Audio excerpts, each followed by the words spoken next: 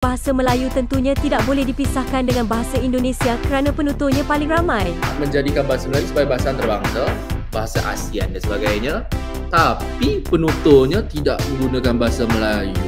So, sangat ironik. Menarik sekali ya, Pak Man, di sana, di Indonesia sudah ada peraturan yang dibuat. Di sini kita belum ada lagi peraturan seperti itu. Assalamualaikum warahmatullahi wabarakatuh. Teman-teman semua, jumpa lagi dengan channel ini. Dan mudah-mudahan hari ini teman-teman ada dalam keadaan sehat walafiat. Dan kepada teman-teman yang baru menemukan channel ini, saya ucapkan selamat datang dan saya mohon dukungannya dari teman-teman semua untuk channel ini dengan cara like, komen, dan subscribe. Dan juga kepada teman-teman yang udah subscribe channel ini, saya mengucapkan banyak terima kasih. Semoga Yang Maha Kuasa membalas kebaikan teman-teman semua dengan yang lebih baik. Di video kali ini saya akan membahas bahasa teman-teman. Malaysia meminta kerjasama kepada Indonesia untuk menjadikan bahasa Melayu menjadi bahasa kedua di ASEAN, teman-teman. Tapi waktu itu Indonesia menolak. Dan akhirnya bahasa Melayu gagal untuk menjadi bahasa kedua di ASEAN. Nah, lalu Malaysia meminta Indonesia untuk berbagi tentang memajukan bahasa Indonesia. Nah, bagaimana cerita selengkapnya? Yuk langsung saja kita simak videonya bareng-bareng.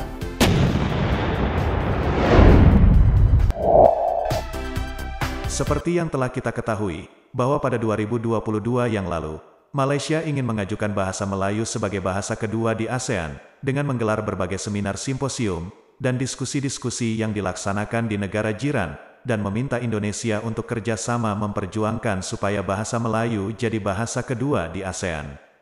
Dan juga Malaysia bertujuan untuk mengantar bangsakan bahasa Melayu.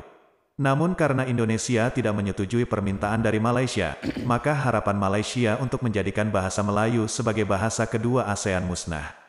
Dan setelah ada penolakan dari Indonesia, dan ada salah satu wawancara terhadap salah seorang pakar bahasa Indonesia untuk berbagi pengalaman dari Indonesia dalam membina bahasa Indonesia sehingga menjadi bahasa yang sukses seperti sekarang ini.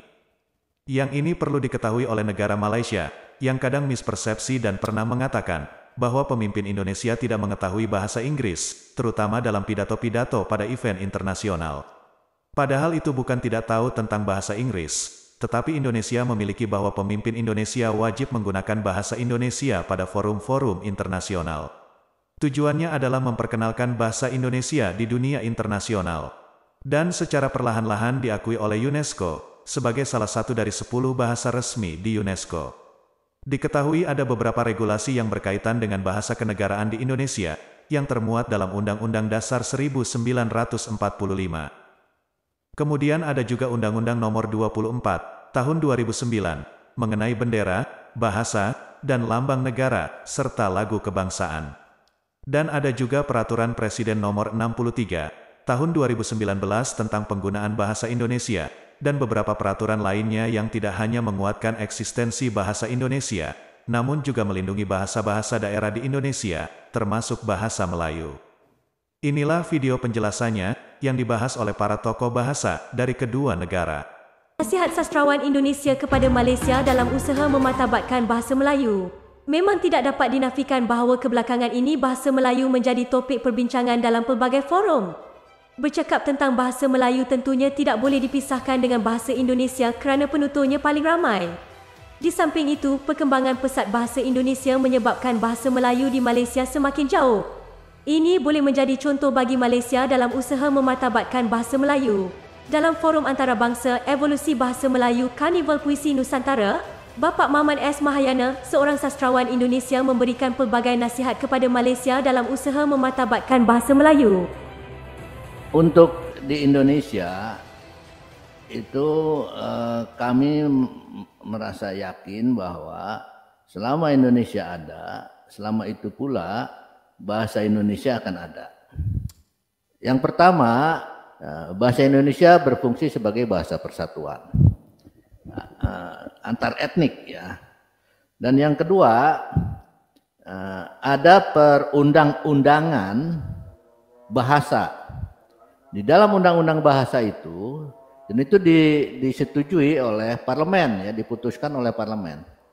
Nah, dalam undang-undang bahasa ya, dinyatakan bahasa Indonesia sebagai bahasa negara yang dipelajari di semua peringkat sekolah, yang digunakan di semua kegiatan rasmi, bahkan juga istilah-istilah Inggris, istilah-istilah asing itu di-Indonesiakan.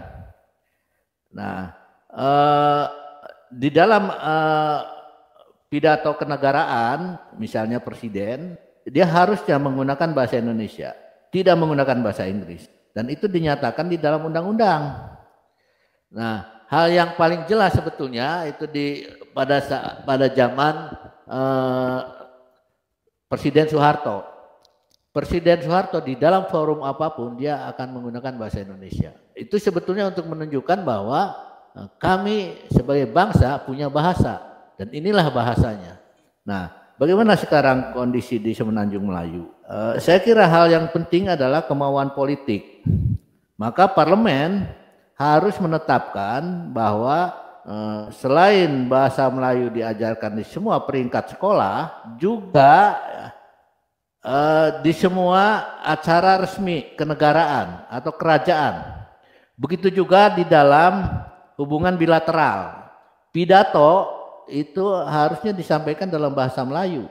Meskipun ya, Perdana Menteri tentu saja pandai bahasa Inggris ya. Tetapi dia harus menunjukkan kemelayuannya. Nah, begitu juga orang asing yang akan bekerja di Indonesia, dia harus lulus bahasa Indonesia. Jadi ada ujian ya, untuk mereka yang akan menjadi pekerja di Indonesia, mereka harus bisa bahasa Indonesia. Jadi seperti itu TOEFL ya, seperti TOEFL untuk bahasa Inggris. Nah, ini yang saya kira perlu dilakukan juga oleh Malaysia. Jadi setiap warga negara asing yang akan bekerja di Malaysia, dia harus lulus bahasa Melayu. Inilah yang kemudian menjadikan bahasa Indonesia ya, dipelajari dengan sebaik-baiknya oleh orang-orang asing itu. Jadi mereka mempelajari bahasa Indonesia dan bukan bahasa Melayu. Ya, untuk kami insafi keadaan kami yang hendak memartabatkan bahasa Melayu, tetap nak menjadikan bahasa Melayu sebagai bahasa antarabangsa, bahasa ASEAN dan sebagainya, tapi penuturnya tidak menggunakan bahasa Melayu. So sangat ironik di situ. Jadi akhir sekali, apa nasihat Dr. Maman keadaan ini? Bagaimana kita semua hendak terus memartabatkan bahasa Melayu? Silakan. Ya, yang pertama penting sekali inklusivitas bahasa Melayu. Penerimaan kosakata asing sebanyak-banyaknya untuk memperkaya bahasa Melayu. Bahasa Melayu cenderung hanya menerima bahasa Inggris, sehingga perkembangannya tidak begitu pesat dibandingkan dengan bahasa Indonesia. Ini pandangan sebagian dari masyarakat Indonesia. Ya. Nah, oleh karena itu, di kalangan ahli bahasa sendiri di Malaysia perlu juga membuka perspektif lain, yang membuka ruang yang lebih terbuka, yaitu memelayukan istilah-istilah dari berbagai bahasa di dunia, termasuk juga bahasa Indonesia. Nah, dengan begitu ya, anak-anak muda yang menggunakan bahasa Inggris ya, itu kemudian mereka akan menemukan juga istilah yang sama dalam bahasa Melayu. Nah, maka kebanggaan terhadap bahasa Melayu sebagai bahasa ibu tumbuh dengan bersamaan dengan keinginan untuk belajar bahasa asing.